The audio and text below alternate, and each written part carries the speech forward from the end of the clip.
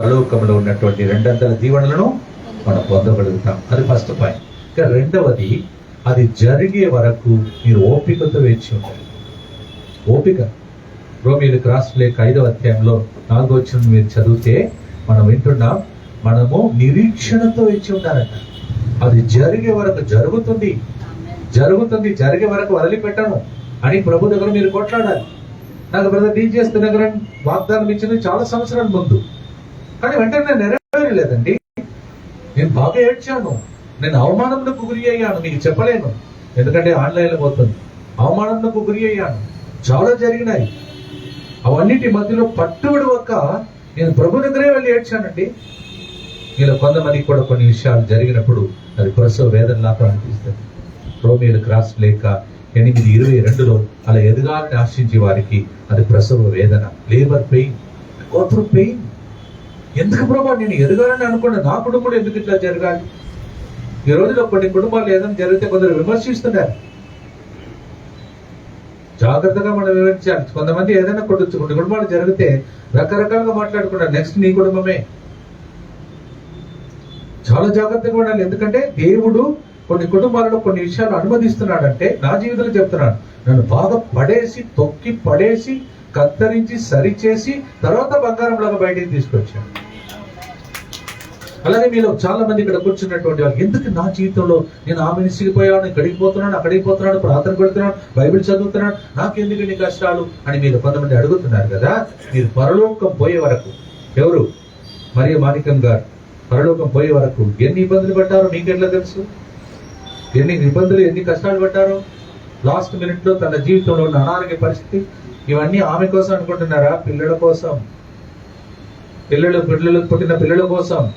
ఈరోజు వాళ్ళు మంచి అంతస్తులో ఉన్నారంటే అమ్మ అనుభవించినటువంటి అప్రసవ వేదన, ఆ దుఃఖ బాధలు, అది వాడిని లేవనెత్తింది. ఈరోజు వీళ్ళందరూ కూడా మీతో పాటు మీ అమ్మ మీకు గుర్తుకు రావాలి, మీ మమ్మీ, మీ డాడీ మీకు గుర్తుకు రావాలి. నేను ఏదైనా చిన్న పొరపాట్లు చేయాలంటే వెంటనే మా అమ్మ గుర్తుకు వస్తుంది. అయ్యో వాళ్ళ పేరు చెడపట్టకూడదు, వాళ్ళు తలదించుకొని ఉండకూడదు, నేను నాకు అనిపిస్తుంది. మీరు కూడా మీ ఒక్కసారి, నేను ఈరోజు వాళ్ళ మమ్మీ గురించి మాత్రం కాదు, మీ మమ్మీ గురించి ఆలోచించండి, మీ డాడీ గురించి ఆలోచించండి.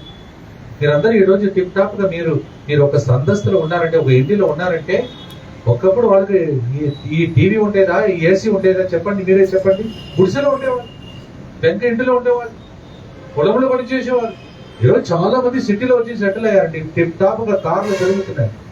కానీ ఒకప్పుడు మా ఎద్దుల బండిలో వెళ్ళి కష్టపడి పని చేసి ఈ స్థాయికి తీసుకొచ్చిన అమ్మ నాన్న గుర్తుకొచ్చే రోజు ఈరోజు. అందుకే వాళ్ళ మమ్మీని గౌరవించి నన్ను పిలిచింది. నేను యాక్చువల్లీ నాకు టైమే లేదు, చాలా అలసిపోయి ఉన్నాను, అయినా అమ్మ అని చెప్పింది కాబట్టి ఆ మాటకు వచ్చాను నేను. ఎందుకంటే మా మమ్మీ గురించి నాకు తెలుసు, చాలా కష్టపడి. ఈరోజు మా మమ్మీ కాదు, మా మమ్మీని గుర్తించే గొప్ప దినం, మా మమ్మీని గుర్తించే గొప్ప దినం. అమ్మా అని అనుకుంటేనే మాకు ఏడుపు వస్తుంది. ఈరోజు వాళ్ళకి లేదు, నెక్స్ట్ ఎవరికో తెలియదు, ఇక్కడ కూర్చున్న వాళ్ళు, లేకపోతే మనకే రాబోతుందో తెలియదు. ఆ టైం లోపలండి, టైం లిమిట్ అండి, మనకి ఇచ్చిన టైం చాలా తక్కువ. ఆ టైం లోపల ఒక అమ్మగా, ఒక కూతురుగా, ఒక కొడుకుగా, ఒక గురువుగా అక్కడ పనిచేస్తున్న కొంతమంది సేవలు ఉన్నారు. వాళ్ళందరూ కూడా ఈరోజు ఆలోచించారు, నేను ఇన్ని సంవత్సరాలు బ్రతికి ఉన్నానే, నా జీవితంలో ముందుకు సాగుతున్నానా, నెక్స్ట్ లెవెల్కి చేరుతున్నానా అని చెప్పేసి ఆలోచించడానికి. దాని వెనుక స్టోరీ ఎవరు? అమ్మ, నాన్న. అందుకే మొత్తగిలి పనిచేసిన పిల్లలతో చెప్తాను, అమ్మ వేరును మర్చిపోవద్దు, వేరును మర్చిపోకూడదు. కొద్దిగా తోక వచ్చిందనుకో, ఈ రోజుల పరిచర్యలో చాలా మందికి తోక పెద్దగా వస్తుంది. ఎక్కడి నుంచి వచ్చారు వాళ్ళు, ఎక్కడి నుంచి దీన్ని పొందుకున్నారు, ఎలా ఎదిగారు, దాన్ని మర్చిపోతున్న లోకమే. పరిచర్యలో ఉన్న వాళ్ళు కూడా, చిన్న పరిచర్యలో ఉన్నవారు సడన్ గా ఎదిగినప్పుడు వాళ్ళ రూట్ను మర్చిపోతారు. రూట్ ఎవరు? అమ్మ.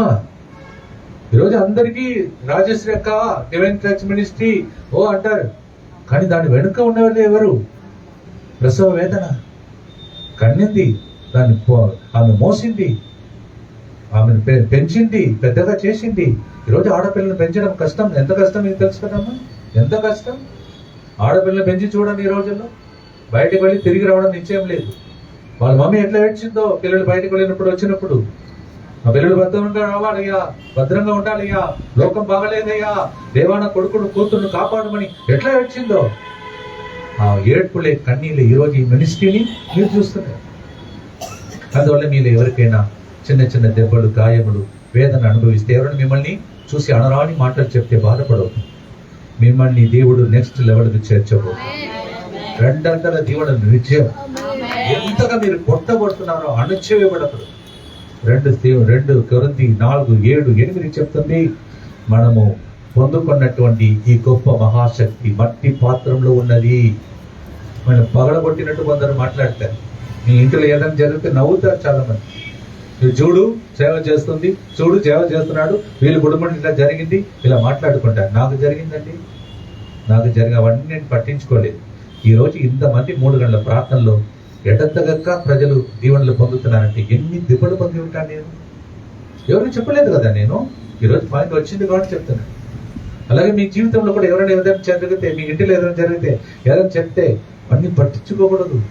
నిన్ను పిలిచిన దేవుడు నమ్మదగిన దేవుడు. 1 తెస్సలోని 5:24 ఆయన దాన్ని తప్పక నెరవేర్చి తీరుతాడు. ఈరోజు చెప్పాను కదా ప్రవచనం, ప్రభు చెప్పాడు, ప్రవక్తలకు చెప్పకుండా ఏది దేవుడు చేయడంట. ప్రవక్తలకు చెప్పకుండా ఎవరు చేయడు. దేవుడు కొంతమందిని ప్రవక్తలు లేపుతున్నాడు. మీరు ఎంత బాధపడి ప్రసంగం నుండి ప్రవక్తగా ఈరోజు దేవుడు నన్ను లేపాడో మీకు తెలుసు. ఎంత కష్టపడ్డాను, తెలుగు రాక, ఆత్మ లేక. కొన్నిసార్లు నాకు ఎందుకో గుర్తుంది, ఇటు సైడ్ వారు క్రీస్తురాజ్ వారు ఉంటారు, అటు సైడ్ జరీ వారు ఉంటారు. లైన్ కట్టుకొని ప్రజలు పోయి బ్లెస్సింగ్ వెళ్తారండి.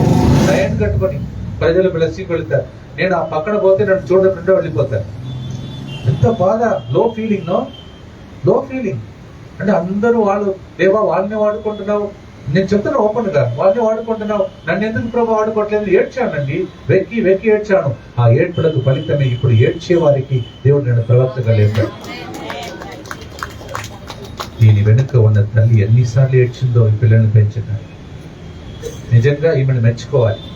వాడి తల్లికి శ్రద్ధాంజలి అర్పించడానికి ఇంతమందిని తీసుకొచ్చి, ఒక ఫాదర్ని తీసుకొచ్చి, మా మమ్మీ ఈ విధంగా మమ్మల్ని పెంచిందండి అని ఆమె నోటి ద్వారా చెప్పలేదు, నా నోటి ద్వారా చెప్పిస్తున్నాడు. ఈరోజు అమ్మ గుర్తుకొచ్చే రోజు. అలాగే మీలో కొంతమందికి డాడీ గుర్తుకొచ్చే రోజు.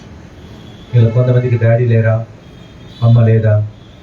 దయచేసి మీరు చెప్పవద్దు అమ్మ చచ్చిపోయిందని, డాడీ చచ్చిపోయింది చెప్పలేదు.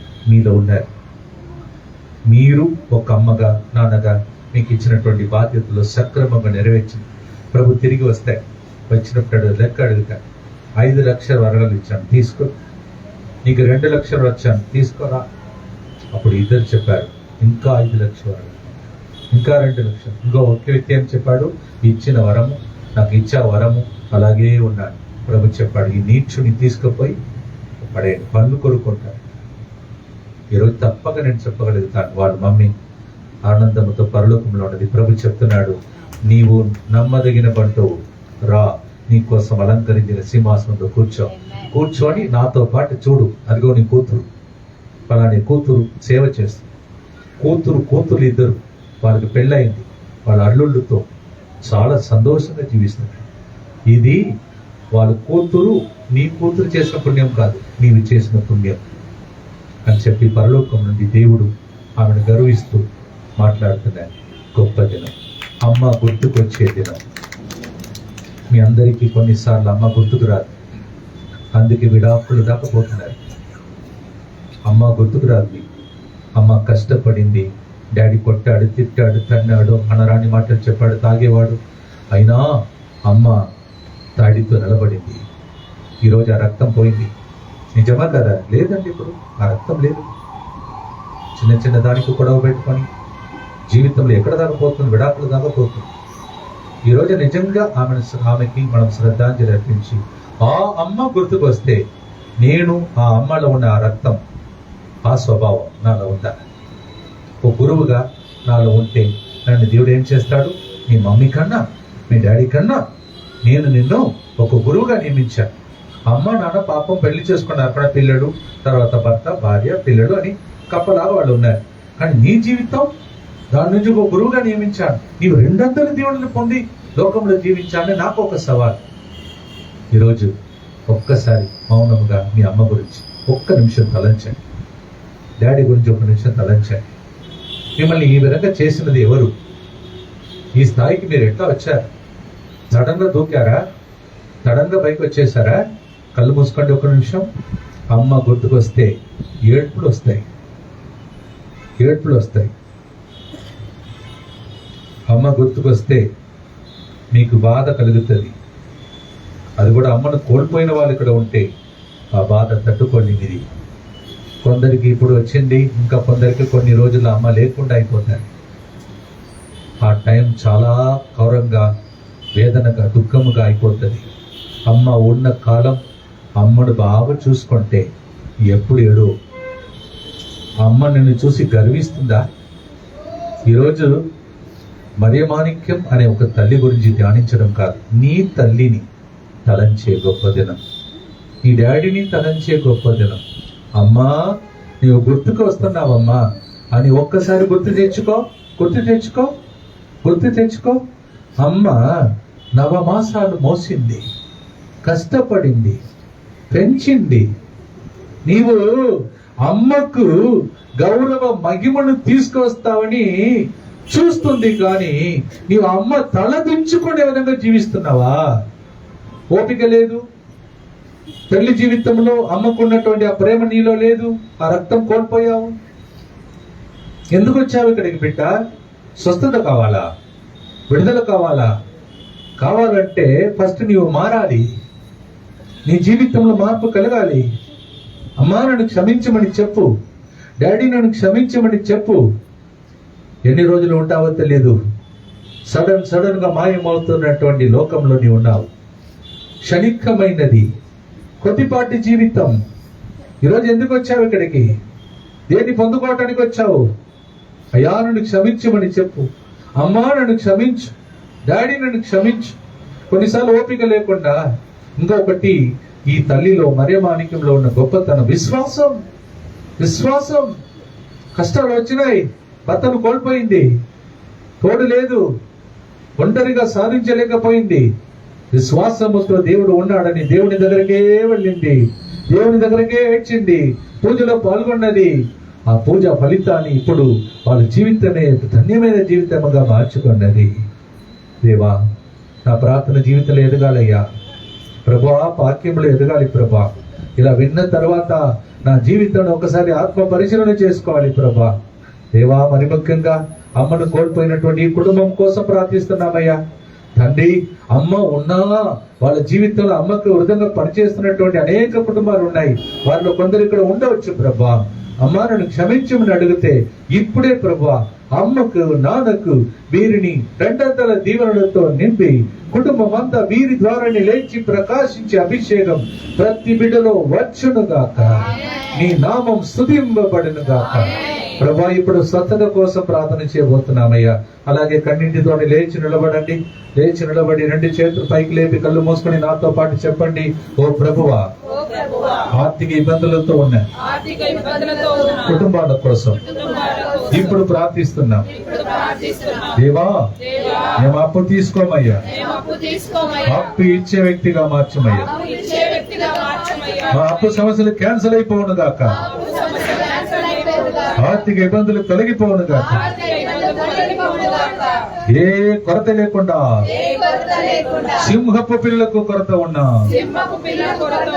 నా బిడ్డలకు ఏ కొరత ఉండదన్నావు. చేతులు పైకి లేపి చెప్పు, నీవు దేవుని బిడ్డవైతే చెప్పు, నేను నీ బిడ్డ కదా ప్రభా అని చెప్పండి. ఎందుకు ప్రభా కొరతలతో ఉన్నాము? ప్రభా, నీ బిడ్డలకు కొరత ఉండదన్నావు. నమ్ముతున్నానయ్యా. ఈ రోజు నుండి మా అమ్మ నాన్నకు నిజమైన బిడ్డగా, తండ్రి నీకు నిజమైన బిడ్డగా, నా వలన నీకు కీర్తి కలిగే బిడ్డగా, నా వలన మా అమ్మ నాన్నకు కీర్తి కలిగే బిడ్డగా నేను జీవిస్తానయ్యా. నా ఆర్థిక ఇబ్బందులను తొలగించుమయ్యా. నాకు సమృద్ధిని దయచేయమయ్యా. ఈ ప్రార్థన ద్వారా నేను తిరిగి వచ్చి సాక్ష్యం చెప్పాలయ్యా. చేతులు పైకి లేపి రెండవదిగా ఎవరెవరికైతే జాబ్ లేదో, మంచి ఉద్యోగం లేదో చేతులు పైకి లేపి నాతో పాటు చెప్పండి, యేసయ్యా ఉద్యోగ విషయంలో ఆ ఉద్యోగం నుండి వెనక్కి రావాలయ్యా. యేసయ్యా ఉద్యోగం లేని వారికి మంచి ఉద్యోగం కలిగిందని ఈ ప్రార్థన ప్రవచన రూపంలో ఉద్యోగ విషయంలో ప్రజలకు అద్భుతం జరుగునుగాక. యేసయ్యా ఎంతమంది కుటుంబాలలో పెళ్లిళ్ళు కుదరట్లేదు, ఇప్పుడే పెళ్లి జీవితంలో కుదరని జీవితంలో ఇప్పుడే మంచి సంబంధాలు కుదురునుగాక, పెళ్లిళ్ళు జరుగునుగాక, వైభవంగా జరుగునుగాక. యేసయ్యా అని చెప్పండి, యేసయ్యా మా మీద కనికరించమయ్యా. ఇంకా ఏ అవసరంలో ఉన్నా వాన్నిటిని మీకే అర్పిస్తూ ఉన్నా. యేసయ్యా చేతులెత్తండి, మా వ్యాధిని మీకు అర్పిస్తున్నామయ్యా. యేసయ్యా 3 గంటల ప్రార్థనలో ఎంతమంది సాక్ష్యాలు చెప్తున్నారు, డివైన్ టచ్ మినిస్ట్రీ ద్వారా ఎన్ని అద్భుతాలు జరిగిందో, నెక్స్ట్ అద్భుతం మా ఇంటిలో జరగాలయ్యా. స్వస్థత నాకు జరగాలయ్యా. యేసు నామములో నా వ్యాధి నన్ను వదిలిపెట్టి వెళ్ళిపో. నాకు దేవుడు ఆరోగ్యం ఇస్తున్నాడు. యేసయ్యా ఎన్నో కుటుంబాలలో శాంతి లేదయ్యా, సమాధానం లేదయ్యా, ఐక్యమతంగా జీవించట్లేదయ్యా. ఇక్కడ ఉన్నవారు వాళ్ళ హృదయంలో గాని, గుండెలో గాని, ఇంటిలో గాని అశాంతి ఉన్నేడలా శాంతి కలుగునుగాక. దుష్ట శక్తుల నుండి విడుదల కలుగునుగాక. యేసు నామములో జరుగునుగాక. చేతులెత్తి చెప్పండి, యేసయ్యా నేను నమ్ముచున్నాను. 3 సార్లు గట్టిగా యేసయ్యా అని పిలవండి.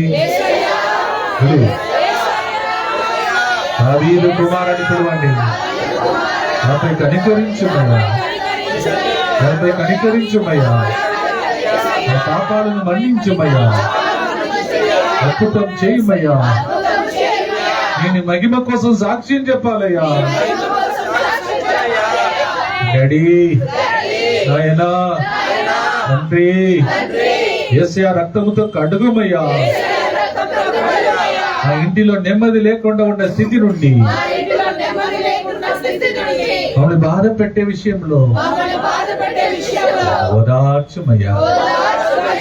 యేసయ్యా మరియ మాణిక్యం గారికి ఎంతో ఓపికనిచ్చావు, ఎంత త్యాగ మనసునిచ్చావు. పిల్లలను పెంచే ప్రార్థన అభిషేకం ఇచ్చావు. ఆ అభిషేకం చాలదయ్యా, మాకు 200 అభిషేకం కావాలయ్యా. కానీ ఇస్తున్నందులకే స్తోత్రమయ్యా. ఆ కుటుంబమే సాక్ష్యం చెప్పును గాక. చప్పట్లు గట్టిగా పెట్టండి, చప్పట్లు గట్టిగా.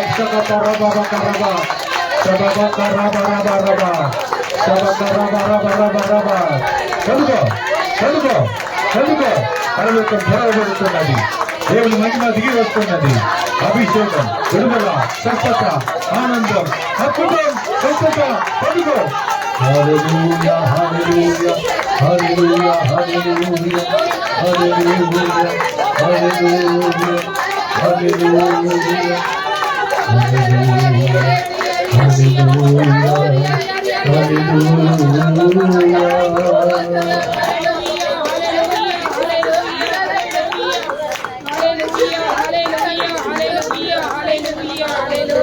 ప్రార్థన వినువాడా,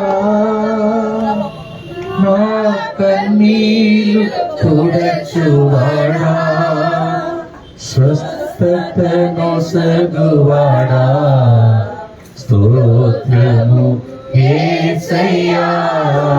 మది కరిగి చేయి చాచి మహిమలు చేయువాడా, మా కన్నీళ్లు తుడువమయ్యా, మా కన్నీరు తుడువమయ్యా, మా కన్నీళ్లు తుడువమయ్యా. నీ వల్లే జరుగునయ్యా, ఒక్క మాట చాలునయ్యా, అయ్యా ఒక్క మాట చాలునయ్యా. అంత చెప్పండి, ఒక్క మాట చెప్పయ్యా. యేసయ్య ఒక్క మాట చెప్పయ్యా, యేసయ్య ఒక్క మాట చెప్పయ్యా, యేసయ్య ఒక్క మాట చెప్పండి. చెప్పండి, ఒక్క మాట చెప్పు ప్రభా. అయ్యా ఒక్క మాట చాలునయ్యా, తాకుమయ్యా, అయ్యా ఒక్క మాట నాతో మాట్లాడమయ్యా, నన్ను దీవించమయ్యా, నా కన్నీళ్ళు చూడమయ్యా, నా కుటుంబాన్ని దీవించమయ్యా. అయ్యా ఒక్క మాట చేతులు పైకి లేపి ప్రార్థించండి. ఇప్పుడు దాకా మీరు విన్నారు, ఇప్పుడు మీరు దేవుని స్వరం వింటారు. దేవుడు దిగి వస్తున్నాడు.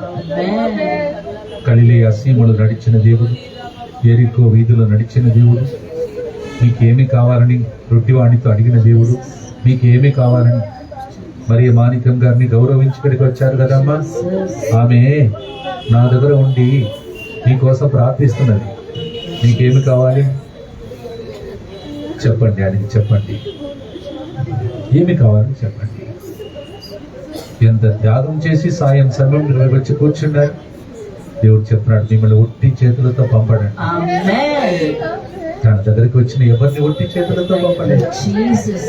ఏడ్చే వారిని చూసి చెప్పాడు, ఏడవద్దమ్మా. ఎవరికి కాని వ్యక్తులుగా జీవించే వారితో చెప్పాడు, ఇష్టమే శుద్ధి పొందమన్నాడు. ఈ కుటుంబానికి అమ్మగా ఉండాలని దేవుడు, మీ కుటుంబానికి దేవుడు ఏ రూపంలో రావాలో ఇప్పుడు అడిగి ప్రార్థించాడు. చివరి ప్రార్థనలో ఉన్నాం. ప్రభు మన మధ్యలో నడుస్తున్నాడు. మది కడిగి జాలితో నిన్ను చూస్తున్నాడు. అమ్మా, ఎందుకు ఏడుస్తున్నావు అమ్మా? ఏమి కావాలి? ఈ ఫాదర్ గారిని నేను పంపించాను. అవును, నీవు అమ్మ నాన్న తల ఎత్తుకొని సాక్ష్యం చెప్పేటట్టు జీవిస్తావా? అమ్మలో ఉన్న రక్తాన్ని కోల్పోయావమ్మా. అమ్మలో ఉన్న ఓపిక నీకు లేదమ్మా. అమ్మలో ఉన్న ప్రార్థన జీవితం నీకు లేదు. తల్లి లాగా కదా పిల్లలు ఉండాలి. నీవు ఎట్లా మారిపోయావు? తండ్రి స్వభావం పిల్లలకు వస్తుంది కదా. బాధపడకు, నేను నిన్ను అనాథగా వదిలిపెట్టి నేను ఈ దినం ఎన్నుకున్నాను. ఇంతమందిలో నిన్ను ఎన్నుకుంటున్నాను. నా చేయి నీ మీద ఉంచుతుంది. నా రక్తం నీలో ప్రవహిస్తుంది. నీ నరాళ్ళు అణువులో, నీ కిడ్నీలో, లంగ్స్ లో, లివర్ లో, నీ హృదయంలో. ఇప్పుడు నీవు ఇక్కడ ఉన్నావు కాబట్టి నీ ఇంటిలో కొందరు రాలేదు. వాడు లోపలికి నా ఆత్మను పంపిస్తున్న పవిత్ర గడియ. మీ ఇంటిలో ఎన్ని రూమ్స్ ఉన్నాయో అవన్నీ నేను వెళ్ళి దీవిస్తున్నాను. ఈ పిల్లలను దీవిస్తానమ్మా. ఏడ్చిన ఏడ్పులను విన్నానమ్మా. నేను మారుతానయ్యా అని ఒప్పుకున్నావు కావున, పాపాన్ని ఒప్పుకున్నావు కావున క్షమించి నన్ను దీవిస్తున్నాను. నీకెక్కడ రోగం ఉందో అక్కడ చేయి ఉంచండి, తాకండి. యేసు ప్రభువే హస్తముతో తాకు. నేను కాచిన ఒక కన్నీటి చుక్కని తీసుకొని అక్కడ ఉంచాను, తాకించు. ప్రభువే తాకుతున్నాడు. ప్రభువే చెప్తున్నాడు, నీ విశ్వాసం నన్ను స్వస్థపరచు. ప్రభువే చెప్తున్నాడు, నీ దుఃఖం సంతోషంగా. ప్రభువే చెప్తున్నాడు, 2025 సంవత్సరాల వరకు నీ అనుభవించిన దుఃఖం చాలమ్మా. నేను వచ్చాను, నేను నీతో పాటు నీ ఇంటికి వస్తున్నాను. రా, ఇద్దరు కలిసిపోదాం. నేను నీకు అమ్మలాగా ఉంటాను, తండ్రిలాగా ఉంటాను. నేను ఎవరు ఏది చెప్పినా అవన్నీ పట్టించుకోకు. ఇప్పుడు నేను చెప్తున్నాను, నేను నీ గురించి ఉంచిన పథకములు నాకు మాత్రమే తెలుసు. నేను దీవిస్తాను, నీతో పాటు నీ పిల్లలను దీవిస్తాను. విన్నావు కదా, నీ సమాధి రేపు ముట్టుకున్నా నీలో ఉన్న అభిషేకం ప్రజలకు రావాలి.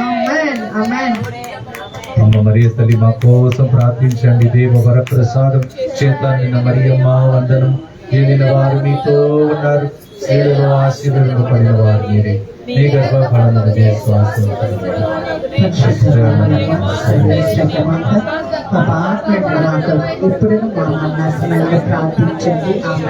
చేతులు పైకి లేపి డివైన్ టచ్ మినిస్ట్రీ కోసం ప్రార్థించండి. వాళ్ళు ఇక్కడ పిలవకపోతే నేను వచ్చేది కాదు, మీరు వచ్చేది కాదు. వాళ్ళను, వాళ్ళ పిల్లలను, వాళ్ళ కుటుంబ సభ్యులను దీవించమని ప్రార్థించాలి. అలాగే మరి మాణిక్యం గారి యొక్క పిల్లలందరూ ఎక్కడెక్కడ ఉన్నారో వాళ్ళందరినీ ప్రభు ఆశీర్వించమని ప్రార్థించండి. ఆమె ద్వారా ఎంతమంది స్టూడెంట్స్ గొప్ప స్థాయిలో ఉన్నారో వాళ్ళందరూ చాలా మందికి దీవెనకరంగా ఉండాలని ప్రార్థించండి. నా కోసం కూడా చేతులెత్తి ప్రార్థించండి. ఇక్కడ ఉన్నటువంటి కొంతమంది వ్యక్తులు ఎండలలో కొందరు చనిపోయారు, కష్టంలో ఉన్నారు, బాధల్లో ఉన్నారు, ఇబ్బందులు ఉన్నారు. ఎందుకు ప్రభా ఇట్లా జరిగిందని అనుకునే వాళ్ళు ఉన్నారు. అవన్నీ దేవుడికి మాత్రమే తెలుసు. మీలో కొంతమంది ఇబ్బందులు ఉన్నప్పుడు వేరే వాళ్ళు రకరకాలుగా మాట్లాడుతుంటారు. అవన్నీ చెవులు కూడా పడకూడదు. ఇంకా దేవుడు నీతో అంటున్నాడు, నాకు మాత్రమే తెలుసు. మరణించిన ప్రతి ఆత్మకు దేవుడు నిత్య విశ్రాంతిని దయచేయను గాక. నిత్య జ్యోతిని దేవుడు వారికి ప్రకాశింపచేయను. నిత్య పితా యేసునాథుని చేలలేని రక్త ఫలములను చూచి ఉత్తరించు ఆత్మల మీద దయగా నుండండి. వెళ్ళిన వారాతులు మరియ మాణిక్యం గారి ఆత్మ మీద దయగా ఉండండి. నిత్య విశ్రాంతిని వాళ్ళకి దయచేయండి. నిత్య జ్యోతిని వాళ్ళపై ప్రకాశింపచేయండి. అలాగే మా ఇంటిలో మరణించిన ప్రతి ఒక్కరి ఆత్మ మీద కనికరించండి. నిత్య పితా యేసునాథుని వేలలేని రక్త ఫలములను చూచి ఉత్తరించు ఆత్మల మీద దయగా నుండండి. ప్రభు మీతో ఉండునుగాక.